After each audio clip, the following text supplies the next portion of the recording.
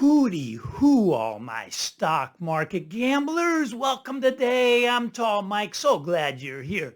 What do we got going on in the markets? Well, we got the 8th week in a row straight up. We're continuing the melt up.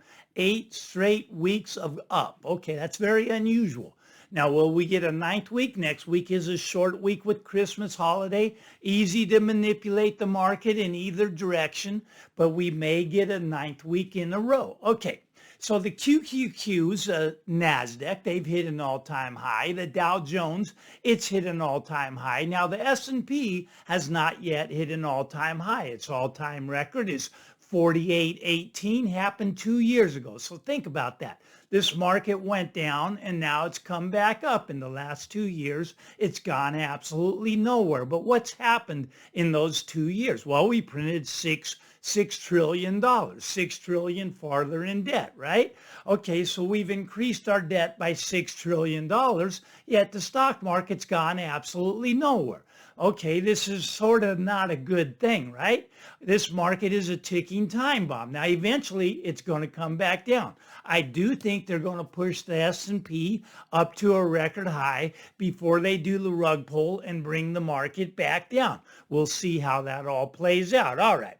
So now let's get over to the rest of the market, the real estate end of things, the banking system, if you will. Now something's up, something's up. Now, how many of you out there believe that the economy is doing so well that we have to lower the interest rates? Now, I don't think so. I don't think so. I think something's up. And I think it's the banking system. I think the banks are still operating in a crisis mode. Okay, now I can prove this, right? All right. So you have what's called the Bank Term Funding Program. This was started last March when Silicon Valley Bank went down. They went out of business, right? And actually 5 banks went out of business this year in 2023. There'll be a lot more banks going out in 2024. They're still in a crisis situation, but they started the Bank Term Funding Program, and there was $65 billion that came into the funding program right when Silicon Valley Bank went down because the other banks didn't want to go down. So what they could do is they could take their bad assets, the bonds, went down from 100% down to 60%, and they could give those to the Federal Reserve, and the Federal Reserve would loan them 100% on it. It's like if you bought Apple at $200 and it went down to $100, you could get your $200 back, right? You could get your whole amount back. So $65 billion flooded into the program. Now, what happened in October? In October, the 10-year bond was over 5%, okay? 10-year bond was over 5%. Now, October till now, it's gone down by a whole percentage point, 5% down to 4%. All right, so what that means is bonds have been going up. But what's happened with the Bank Term Funding Program? Well, it's doubled. It's doubled. It's gone from 65 billion to 123 billion. The banks are still desperate, even though their assets are not dropping anymore. The reason being they're insolvent. They don't have your money. They've loaned it out and they've made bad investments and they've lost your money. So they have to go take these bad investments, give them to the Fed and borrow the money back. Now, the Fed says this program is going to come to an end this March. There is no way this program's coming to an end in March. The reason is because the whole banking system would come crashing down. They will extend this program out, probably indefinitely. It's a temporary program by the government, which means it will be here forever. Okay, so that's the Bank Term Funding Program. Okay, so what's happened to interest rates? Well, the 10-year bond went from 5% down to 4%. Now, this is interesting to me because if you measure interest, interest 5% down to 4%, 4% is the nominal rate. Now, if you take a real rate of inflation, now, once again, the real rate of inflation, go on shadowstats.com. You'll see it's still running at above 7% if you measure it the way it's supposed to be measured, the way it was measured back in 1980. Now, they don't measure it that way anymore because it's too embarrassing for the sitting president, right? They don't want to admit that it's still over 7%. But what you got is a 4% interest rate on the long-term bond. You have a 7% real rate of inflation. So 4% minus 7 means that you're running a negative 3% real interest rate. Now, okay, now what they want to do is they're going to eventually want to lower nominal rates to go negative, but they can't do that until they introduce what's called the central bank digital currency. A pure evil thing. I hope there's a revolt against it, but the central bank digital currency will allow them to have negative nominal interest rates. And this is what they're going to have to do to prop things up. All right.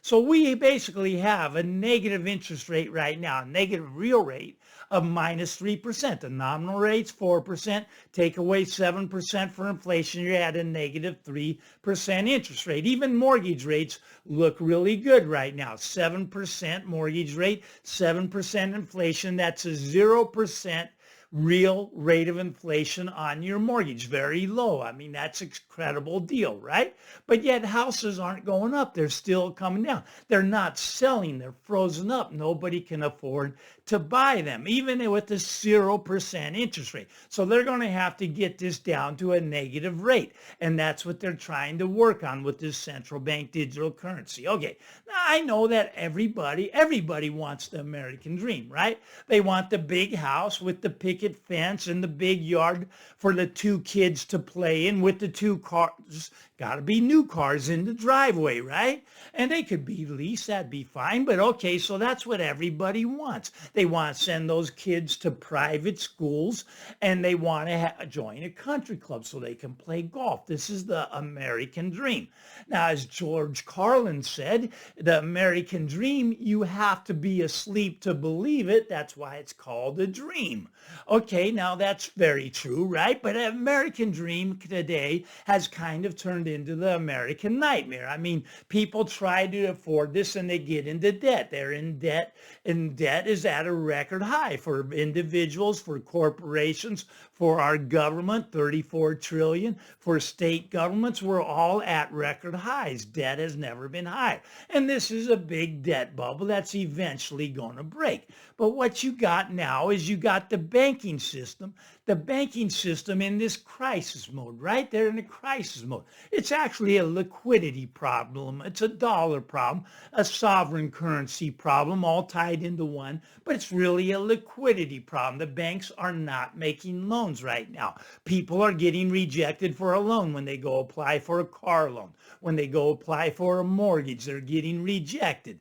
The banks don't have the money to loan out anymore because they have bad assets sitting on their balance sheet. And those would be like commercial real estate, down about 50%. And they're holding assets that say, that they're losing billions and billions of dollars. And the banks, they don't have the money anymore to loan out. So it's kind of a frozen up thing. And when this liquidity crisis hits, it's going to be a big problem. But you see, the banks, this is how money's created. A lot of people don't understand it. Yes, the Federal Reserve can just print money, and that's borrowed money, and that's one way to create money. But the real way that money's created is with banks making loans. And when banks don't make loans, money doesn't get created. This is shrinking the M2 money supply. Now, this is very interesting. The M2 money supply is down about 3% year over year. When is the last time that's ever happened in the United States? You'd have to go back to the Great Depression. Now, a lot of people think we're already in the Great Depression, but we're not yet because we're papering over it by printing money, and they're going to continue to print more money, and I agree with that. They're going to continue to print and print, and they'll probably lower the rates as much as they can, maybe even bring the nominal rate negative, right? And this is why gold is starting to look very attractive. Now, people say, but Mike, gold's at a record high. Everybody knows that. Well, that's true. Gold's at a record high. It's very cheap. Stock market's at a record high. It's very expensive. People are going to start to flood into gold. Now, you notice that Costco, you can buy gold now, right? You can buy gold bars from Costco. Now, just last quarter, Costco sold $100 million. $100 million in one quarter of gold bars. They're sold out now. You can't get them as fast as they get them in. They sell out within the hour of them putting them on to the website. But people are starting to want to own gold. Gold because people are realizing the value of their currency going down and down and down. Actually, the value of the currency has gone down by 99% since the start of the Federal Reserve. Now, the Federal Reserve started in 1913. 1913, a $20 bill would buy you 1 ounce of gold. Now, it's over $2,000, about 2,200 right now, to buy that same ounce of gold. The dollar bill has lost 99% of its value to gold, but it's going to lose a lot more. You're going to see gold start to take off. Now, maybe it comes down below 2,000 again. I actually hope it does so I can buy some more below 2,000, but it's starting to go up. Now, a lot of people say, but Mike, Costco should sell Bitcoin instead of gold.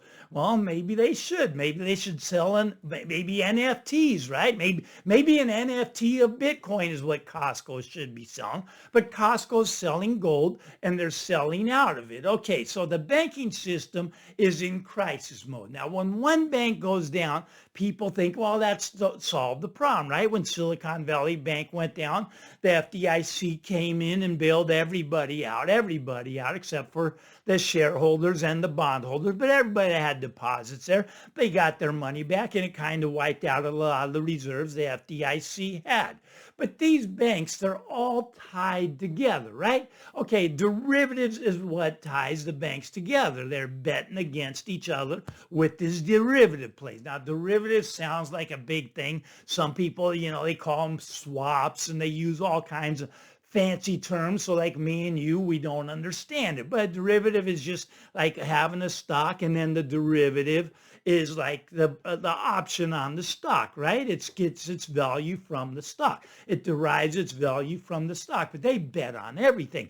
I mean, I thought Las Vegas bet on everything, but no, the banks are what's betting on everything. They're betting if you're going to pay your mortgage next month. They're betting if you're going to make your car loan. They're betting on everything. And there's over a quadrillion of these, close to 2 quadrillion of these. They do not have enough money when these go bad. When these go bad, the whole system goes down. The whole financial system comes apart and we start over. We rebuild from the rubble. And now you young people, when we rebuild, I hope you will rebuild without a Federal Reserve because they're the ones that have got us into this mess. Okay, so but their banking system tied together and they're going to come apart. And this is a bad thing for the housing market. Now, you could go out and buy a house right now. Dave Ramsey, Barbara Cochran, they all tell you it's a great time to buy. And I'm a real estate broker. I'm supposed to tell you it's a great time to buy. And a lot of people, they want to buy a house, raise the family, get the big house, the white picket fence, the 2 cars, and, send the kids to the private school. And that's the American dream. If you got money to do it, that's great. That's no problem.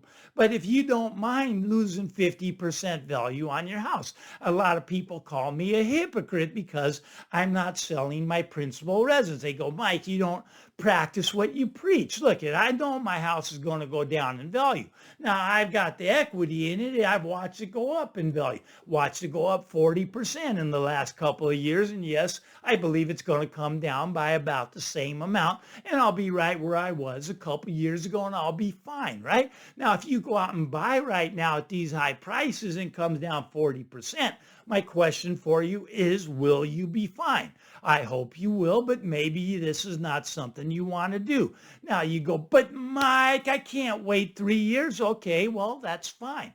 Go out and buy now. In 3 years, just realize that you may be sitting on prices that are 40% lower from here. Now, maybe a lot of people say it's going to take 5 years, and that's possible. I don't think we have 5 years left in the system. I'm not even sure we have 3 years. We don't have a lot of years left. This is getting very close to the end, and you can tell that by the price of gold going up. You see, they're losing control of the currency. They don't want to let the price of gold go up. The real price of gold, well, it should be around 15,000 an ounce, right about there. Anyways, let's call it 13,000. The real price of gold usually is about 2.5 times the S&P index. S&P index 4,800. Let's call it 5,000. That puts you at 12.5 for gold. Okay, so gold could have a 6x moving up, but gold's not your best investment. Your best investment is silver. Silver's going to move up at a much greater rate. Now, yes, this is going to take years before this happens. Hopefully, could happen next week. We don't know when the reset is coming, but mark my words, it's coming. I know it's Christmas. Mike, you always giving us this negative news. Can't you just sit back, relax, and enjoy the Christmas holidays? And that's what I plan to do. I'm going to sit back, relax, enjoy the Christmas holidays, enjoy the New Year's. And I want you to do the same. Get out there, everybody. Monday's Christmas. Won't be doing a video that day. I'll get a couple of them out next year between Christmas and New Year's. But have a great holiday weekend. Get out there, enjoy the day. Give me the thumbs up first before you go and punch that subscribe button. Why not? I'm Tall Mike. Bye-bye now.